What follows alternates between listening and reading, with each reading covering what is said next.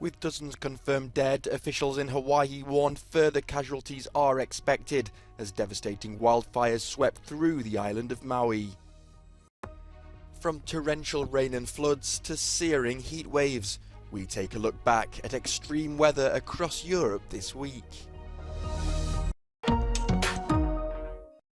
The governor of the US state of Hawaii has warned the death toll from catastrophic wildfires which swept through the island of Maui is expected to rise significantly. At least 53 people are already confirmed dead from the blaze. President Joe Biden has declared a major disaster and vowed to send all available resources to help people flee.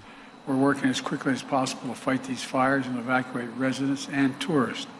In the meantime, our prayers with the people of Hawaii, but not just our prayers. Every asset we have will be available to them, and they've seen their homes, their business destroyed, and some have lost loved ones, and it's not over yet. Fueled by a dry summer and strong winds from a passing hurricane, the fire started on Tuesday and took the Pacific Holiday Island by surprise.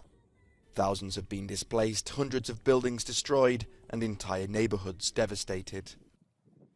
The extent of that devastation is still to be fully revealed, while search and rescue operations continue into parts of the island that had been inaccessible due to ongoing fires.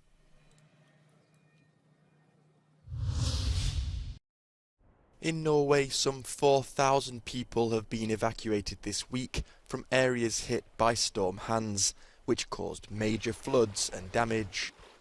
Helicopters were called to rescue inhabitants in remote areas. Days of heavy rain caused rivers to breach their banks and a dam to partially burst. Jeg har akkurat fått en melding om at vi må evakueres umiddelbart, og det gjelder da alle hus og blokker, tror jeg, som er nærmest elva. Vi ligger jo på en liten topp, så de er redd nå for at det kommer til å bli en jordskredfare. In Croatia, the river Drava reached record high levels of 704 centimeters. Recent torrential rain had prompted authorities to declare a state of emergency in parts of the country. Meanwhile, Spain is suffering through its third major heat wave of the summer.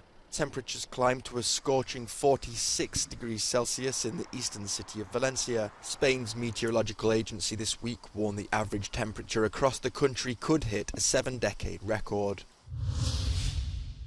Authority of heads of state and government. In Abuja, leaders of the West African ECOWAS bloc prepare their latest response to the coup in Niger. The deadline they'd set for a restoration of the president passed on Sunday. Emphasizing there was still hope, the Nigerian president announced a more robust approach. Direct the Committee of the Chief of Defense Staff to activate the ECOWAS standby force with all its elements immediately. Order the deployment of the ECOWAS standby force to restore constitutional order in the Republic of Niger. It's not the first time ECOWAS has delivered a military response to a political crisis in the region. There have been 7 interventions in the last 30 years. However, it seems deposed President Bazoum's life could be on the line, with the coup leaders telling the Associated Press he would be killed if there was any military attempt to restore him to power. We still recognize President Bazoum as the democratically elected president of Niger, and the conditions he is being held in right now are unacceptable. The president and his family are under house arrest in his palace with limited food and water, as with each passing day the coup leader's grip on power in the country appears to be strengthening. The aftermath of the latest Russian airstrike on the Ukrainian city of Zaporizhia, a hotel used by United Nations humanitarian staff when they work there. The attack left 1 dead and 16 injured, including 4 children. The city has been targeted for several days. On Wednesday, 2 young women and a man were killed and 9 other people were wounded. Several civilian buildings were damaged, including a church. In Russia, airports again suspended operations for a few hours in Moscow following drone warnings, with some 10 flights redirected. In the region, as well as in the annexed Crimea, Russian officials reported drone attacks, claiming to have downed one of them some 20 kilometers west of the capital. Meanwhile, as heavy fighting continues in the Kharkiv region of Ukraine, officials have ordered the mandatory evacuation of some 12,000 civilians. Ukraine is, quote, very optimistic about what's happening on the front lines of its counteroffensive. That, according to one of Volodymyr Zelensky's main advisors, Mikhailo Podolyak, who spoke to Euronews from Kyiv and insisted Ukrainian troops are gradually moving forward, but that the West must continue to support Ukraine's efforts against Russia. Тут важный вопрос, который хорошо было, чтобы наши партнеры понимали. Знаете, когда вы 20 лет боитесь российскую армию, говорите, что это вторая армия мира, и потом ожидать, что ее можно будет уничтожить, ну, имеется в виду сломать сопротивление в течение, там, скажем, считанных дней, это немножко странно выглядит для нас. На самом деле эта война будет занимать еще какое-то время. Это время определяется количеством ресурса, который есть у Украины. Его на сегодняшний момент не совсем достаточно, поэтому мы надеемся, что все-таки вот поставки ресурсов будут увеличены, и, соответственно, это приведет к ускорению наступательных операций. As one of the closest advisors to the president of Ukraine, I asked Mikhailo Podolyak how Volodymyr Zelensky is doing after over 530 days of war. И президент находится в абсолютно рабочем, максимально собранном состоянии, потому что понимает цену, которую в итоге мы платим, и в итоге мы можем заплатить в результате этой войны.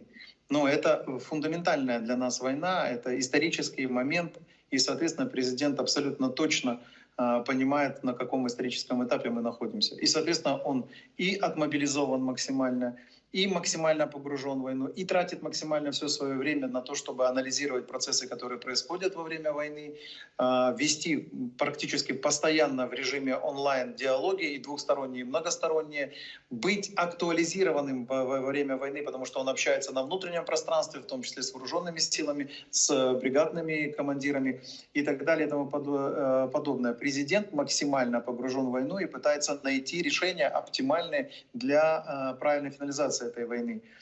Just so I understand correctly, you mentioned President Zelensky is looking for a solution.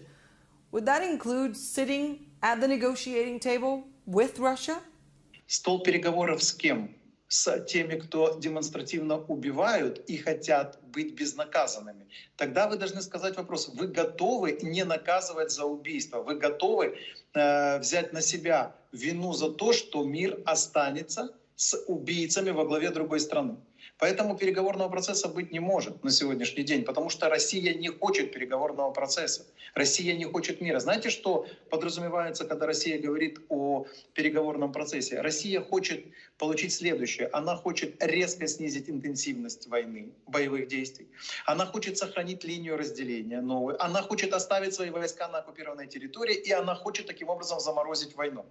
Заморозить на долгое время, пока она будет вкладывать деньги в дополнительную милитаризацию. А после этого мы с вами получим, опять же, те же теракты, получим следующий этап войны и так далее. Россия не хочет мира. Услышьте, пожалуйста, нельзя договариваться с людьми, которые, первое, заходят на вашу территорию, нарушая международное право, убивают масштабно ваших людей, каждый день атакуют крылатыми баллистическими ракетами ваше гражданское население, которые насилуют, строят сети пыточных, пытают людей, воруют десятками тысяч детей и так далее. Нельзя это оставлять безнаказанно.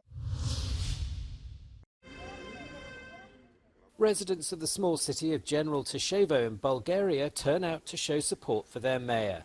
He's been accused by European prosecutors of misuse of €169,000 in subsidies granted for improvements to municipal housing.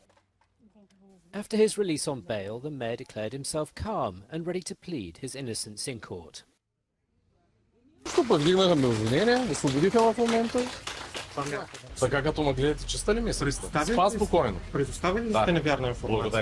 The allegations relate to declarations made about energy efficiency improvements made between 2017 and 2019.